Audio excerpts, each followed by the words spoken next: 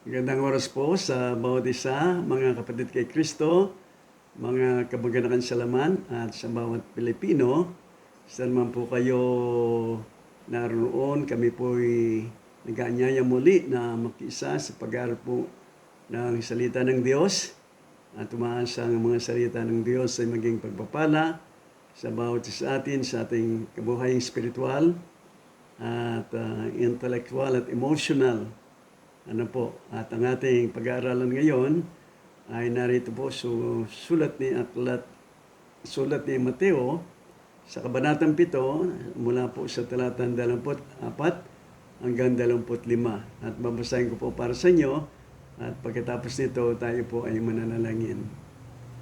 Kaya't ang bawat tumirinig ang aking mga salitang ito at ginaganap ay matutulad sa isang taong matalino na itinayo ang kanyang bahay sa ibabaw ng bato. At lumagpak ang ulan at bumaha at umihip ang mga hangin at hinampas ang bahay na iyon at hindi nabagsak sapagkat natatayo sa ibabaw ng bato. At ang bawat dumirinig ng aking mga salitang ito at hindi ginaganap ay matutulad sa isang taong mangmang na itinayo ang kanyang bahay sa buanginan. At lumagpak ang ulan at bumaha at umihip ang mga hangin at inampas ang bahay na iyon at nabagsak at kakilakilabot ang kanyang pagkabagsak. Pagpalain naman ng Diyos ang kanyang mga salita sa ating puso. Tayo po'y saglit na manalangin. Amang Diyos na sumasalangit, kami po ay dumudulog sa iyo sa mga sandaling ito.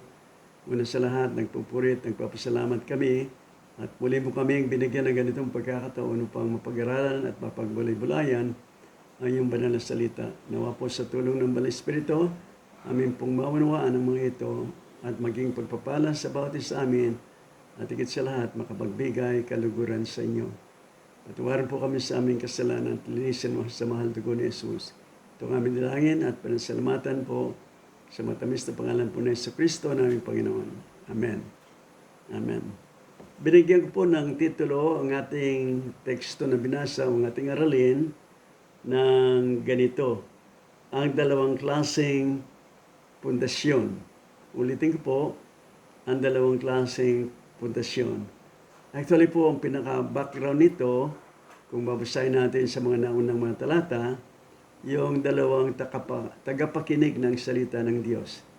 Na ang isa ay dumirinig at pagkatapos hindi naman sumusunod sa narinig niya ay sa salita ng Diyos, kaya nagiging walang halaga sa kanya yun. Pangalawa, yung dumirinig, hindi lamang dininig, naririnig, kundi isa na sa kabuhay niya. Ito po ang pinaka-background. At ang dalawang klaseng pundasyon, ito po ang ating pag-aaralan ngayon. Ayon po sa umulat ng Pag-asa, ngayong panahon ay hindi po tumitigil ang ulan at sa iba pang lugar ay may bagyo, storm or typhoon. At marami din po sa buong mundo, halos ang buong mundo yata ay nakakaranas na ng malalakas na lindol. Hindi lamang po karaniwan na lindol gaya ng laging alam natin, ngunit ito po ay malakas. Kung kaya ayon po sa Pag-asa, itong weather forecaster natin, marami po ang pinsala na nangyari bunga ng malakas na ulan, malakas na bagyo at lindol na nangyari po sa buong mundo. At kadalasan, ang sinasabi nila ng mga eksperto na ang napinsala, lalo na sa mga bahay nila, ay yung marupok ang pundasyon ng kanilang mga gusali, ng kanilang infrastruktura, at mga light materials o yung mahinang klase na materialis. Yan po ang karamihan na napinsala sa kanilang mga gusali at sa kanilang mga infrastruktura. Dito po sa pinag-aaralan natin na dalawa pong klase ang nagtayo, no, ng kanilang, sabihin natin, gusali o bahay.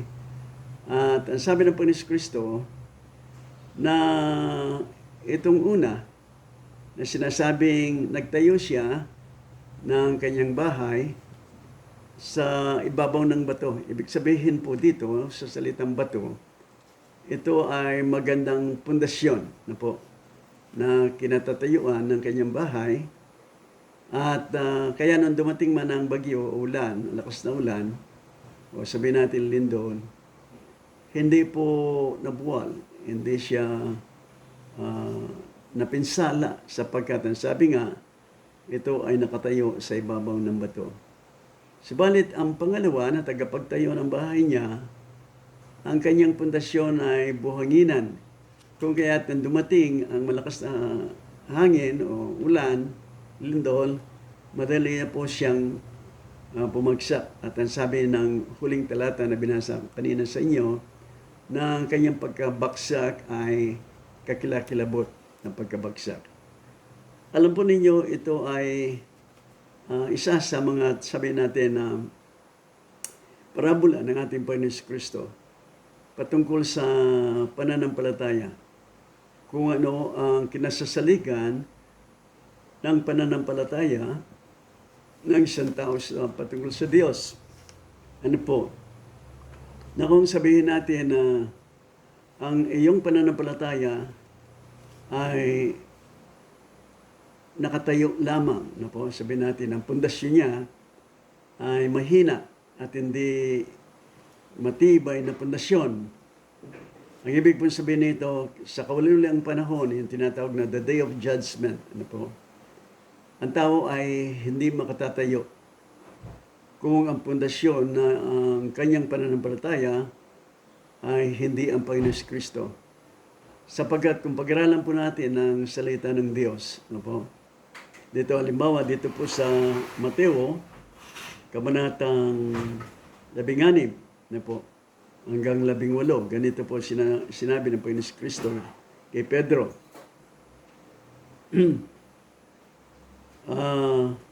Mateo 16 hanggang 18. At sumagot si Pedro at sinabi, ikaw ang Kristo, ang anak ng Diyos na buhay.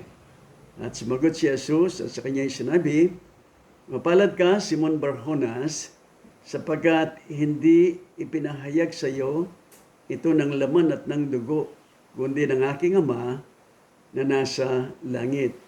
Talatang 18, at sinasabi ko naman sa iyo na ikaw ay Pedro, at sa ibabaw ng batong ito ay itatayo ko ang aking iglesia.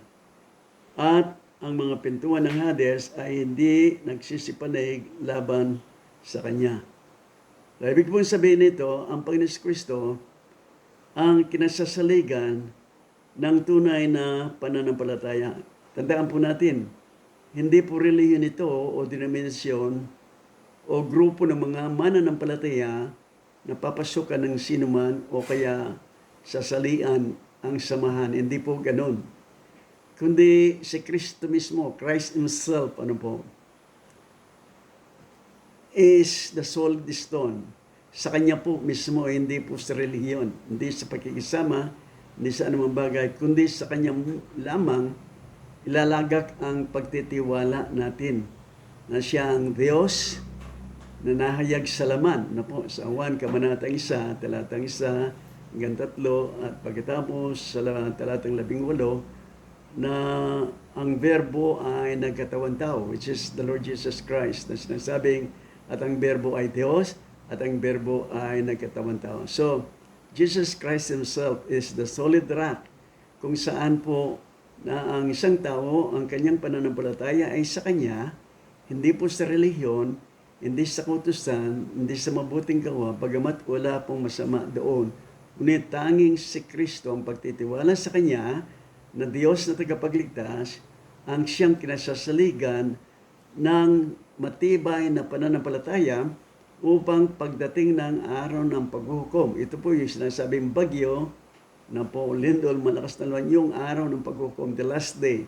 the last day of judgment, ano po, na kung masubok po ang pananampalataya mo, ay ang kinasasaligan nito ay ang Panginoon Kristo, hindi ka po hatulan ng Diyos. Masusumpungan ang pangalan mo sa aklat ng buhay dahil ikaw ay nanalig sa Kristo, Diyos na tagapagligtas at Panginoon mo.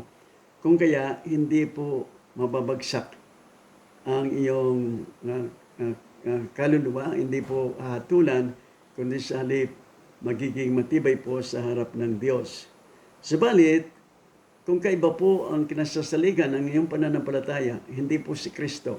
O sabihin na natin, mayroong kasama pa o karagdagan pa maliban kay Kristo. Yun po ay hindi rin po tinatanggap ng Diyos sapagkat tanging Panginoon Kristo lamang po ang tanging tagapagligtas. Wala na pong iba. Hindi na kailangan po ang sino man sa mga apostoles na namatay na, wala pong magagawa sila sa atin, ang mga banal sa mga nakarang siglo, ano po, hindi na kailangan yon. Sapagkat ang Panginoon Kristo ang tanging daan patungo sa langit, siya ang tanging katotohanan, siya ang tanging buhay na walang hanggan. Wala sino man ang makaparoon sa langit kundi sa pamamagitan niya. Kung kaya po nung si Apostol Pedro ay mangaral sa iba't ibang lugar, ano po, halimbawa, isang halimbawa po dito sa Unang Korinto, Kabanatang 3, talatang 10, Kabanatang 3, talatang 10. Ganito po sinasabi ni Apostol Pedro. Ayon sa biyaya ng Diyos na ibinigay sa akin, na tulad sa matalinong tagapagtayo, ay inilagay ko ang pinagsasaligan at iba ang nagtatayo sa ibabaw nito. Ang tanging kinasasaligan po ng mga grupong mananampalataya na po, ay walang iba kundi ang Panginoon Kristo na siya ang matibay na bato na kung sino man ang matayo rito na po sa pamamagitan ng kanilang pananampalataya, pagtitiwala sa Kanya na siya ang kanilang Diyos na tagapagligtas, anuman pong narating na paghuhukom ng Diyos sa mga tao, ito po ay hindi siya matitinag. Hindi siya, masabi natin, hukuman o parusahan. Sapagkat yung parusa na narapat po sa taong sumampalataya kay Jesus ay tinupos na niya. Siya na ang nagdala nun. Siya na ang nagbayad ng kasalanan ng bawat mananampalataya sa ating Panginoon Kristo. Kaya, suriin po natin ang ating sarili. No po? Kung ang ating pananampalataya ay nakatayo sa ibabaw ng bato na walang iba, kundi ang ating Panginoon Kristo na po na Diyos na nagkatawang tao. Tandaan po natin, kahit na anong kasigasig, ano po, o anong katapatan mayroon ng isang tao sa kanyang pananampalataya, ngunit kung ito po ay nakaliis sa tamang turo ng salita ng Diyos, hindi po niya ito ang papakinabangan. Kaya suriin natin mga kababayan, saan ba nakasalig ang aking pananampalataya? Sa aking bang relihiyon o sa aking sarili na sinasabi ko, basta na sa tao lang yan, o kaya sa sabi ng iba, ako naman ay tumutupad sa kautusan, ano po, at ako naman ay mananampalataya, ngunit hindi nakikita sa buhay, sa araw-araw ng pamumuhay mo. Lahat po ng mga yan ay natutulad lamang sa buhanginan. Na kung tatayo ang isang bahay po sa buhanginan, at darating ang bagyo, darating malakas na ulan, ito po ay mabubuwal. Gayun din po, kung ang iyong pananampalataya ay hindi po, ang pundasyon ay hindi si Kristo, kundi ang iyong relihiyon, ano po, ang pagnasa mo sa sarili mo na kaya mong iligtas ang iyong sarili sa pamagitan ng iyong masikap na pagsunod sa kautusan. Wala pong inaaring banal sa pamagitan ng kautusan. Sapagkat kung ang tao po ay maliligtas sa pamagitan ng kautusan, hindi na kinakailangan bumaba ang Diyos na magkatawang tao upang tumubos ng kasalanan kung ang tao ay kaya niyang iligtas ang kanyang sarili sa pamagitan ng pagsunod sa buong kautusan. Kung kaya po, ang tanging bato, ang tanging pundasyon ng tunay na pananampalataya na kahit na darating ang panahon ng paghukom, ay walang iba kundi ang personal na pananampalataya o pagtanggap kay Kristo ang tagapagligtas at Panginoon. Hindi po makapagliligtas sa atin yung ating kinagisnan lamang sapagkat ito po, ang pananampalataya kay Kristo ay marapat na isang personal na karanasan ng isang tao. Kung kailan niya isinuko ang kanyang buhay sa harap ng Diyos, nagsisi na ang mga kanyang mga kasalanan, handang talikuran ng mga ito at ingini ang kapatawaran ng Diyos upang magkaroon ng panibagong buhay. At pagkatapos, tumanggap siya kay Kristo ang tagapagligtas at Panginoon, sapagkat ang sabi ng Biblia, kailangan mong tanggapin sa buhay mo si Kristo. Sa Juan Kabanatang 1, talatang 11 hanggang 13, ganito po sinasabi, na parito siya sa sariling kanya o sa mga kababayan niya, ngunit hindi siya tinanggap ng mga kababayan niya. Pinako sa krus, siya tinakwil. Yan po ang ginawa ng mga Udyo, nakapuan niya Udyo, dahil kay David na po, na nanggaling po ang lahi sa pagkakatang-taon ng ating Panginoon Kristo.